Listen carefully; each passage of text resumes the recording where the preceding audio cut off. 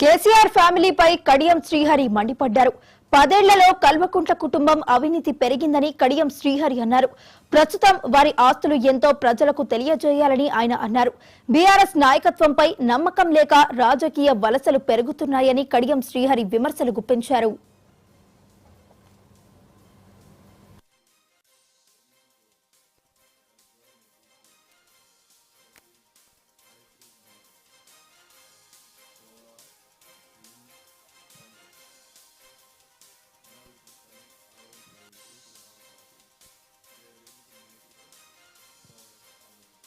కాంగ్రెస్ ప్రభుత్వాన్ని విమర్శిస్తున్న భారత రాష్ట్ర సమితి నాయకులను ఆలోచించుకోవాలి.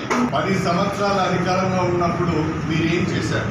ఏ రకంగా ప్రభుత్వాన్ని నడిపారు? ఏ రకంగా అవినీతిని పెంచి పోషించారు? కుటుంబానికే పరిమితమైన అధికారం, కుటుంబానికే పరిమితమైన అవినీతి, కుటుంబానికే పరిమితమైన అహంకారం వల్లనే కదా మీరు ఓడిపోయింది.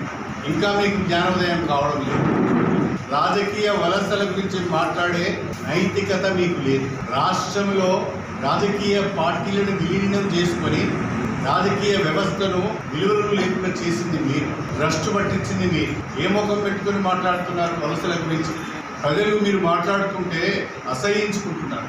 మీరు చేసినప్పుడేమో అది సంసారమై, వేరే వాళ్ళు చేస్తే వ్యభిచారమై, చివరికి ఏ ఒక్క రాజకీయ పార్టీ కూడా ప్రాతినిధ్యం లేకుండా అసెంబ్లీలో అన్ని పార్టీల ఎమ్మెల్యేలను విలీనం చేసుకొని ప్రతిపక్షాలు నోళ్లు మోగించిన మీరు ఇప్పుడు వినీతులైనట్టుగా తప్పు చేయని వారుగా మాట్లాడుతున్నారు.